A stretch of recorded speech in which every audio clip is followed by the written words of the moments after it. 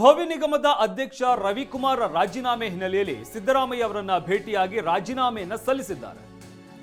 ಅಧ್ಯಕ್ಷ ಸ್ಥಾನಕ್ಕೆ ರಾಜೀನಾಮೆ ನೀಡಿದ ರವಿಕುಮಾರ್ ಭೋವಿ ಅಭಿವೃದ್ಧಿ ನಿಗಮದಲ್ಲಿ 60% ಕಮಿಷನ್ ಆರೋಪದ ಹಿನ್ನೆಲೆಯಲ್ಲಿ ರಾಜೀನಾಮೆ ನೀಡಿದ್ದಾರೆ. 2-3 ದಿನದ ಹಿಂದಷ್ಟೇ ರಾಜೀನಾಮೆಗೆ ಸೂಚಿಸಿದ್ದ ಸಿಎಂ ಈ ಹಿನ್ನೆಲೆಯಲ್ಲಿ ಇವತ್ತು ಖುದ್ದು ಮುಖ್ಯಮಂತ್ರಿಗಳನ್ನ ಭೇಟಿಯಾಗಿ ರಾಜೀನಾಮೆ ಸಲ್ಲಿಸಿದ್ದಾರೆ. ಇವತ್ತು ಸಿದ್ದರಾಮಯ್ಯಗೆ ರವಿಕುಮಾರ್ ರಾಜೀನಾಮೆಯನ್ನು ಸಲ್ಲಿಸಿದ್ದಾರೆ.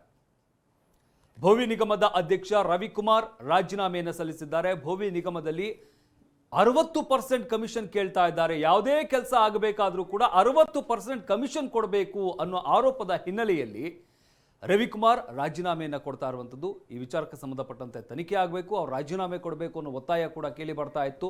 ಈ ಹಿನ್ನೆಲೆಯಲ್ಲಿ ಕಳೆದ 2-3 ದಿನಗಳ ಹಿಂದೆನೇ ಮುಖ್ಯಮಂತ್ರಿಗಳು ಅವರಿಗೆ ಸೂಚನೆ ಕೊಟ್ಟಿದ್ರು ರಾಜೀನಾಮೆಯನ್ನು ನೀಡಿ ಅಂತ. ಆ ಕಾರಣದಿಂದಾಗಿ ಇವತ್ತು ಮುಖ್ಯಮಂತ್ರಿಗಳನ್ನ ಭೇಟಿಯಾಗಿ ತಮ್ಮ ರಾಜೀನಾಮೆಯನ್ನು ಸಲ್ಲಿಸಿದ್ದಾರೆ. ಇದಾದ ನಂತರ ತನಿಖೆ ಯಾವ ರೀತಿಯಾಗಿ ಆಗುತ್ತೆ, ಮುಂದಿನ ಬೆಳವಣಿಗೆಗಳು ಏನಾಗುತ್ತೆ ಅನ್ನೋದನ್ನ ಸದ್ಯಕ್ಕೆ ಕಾದು ನೋಡಬೇಕಿದೆ.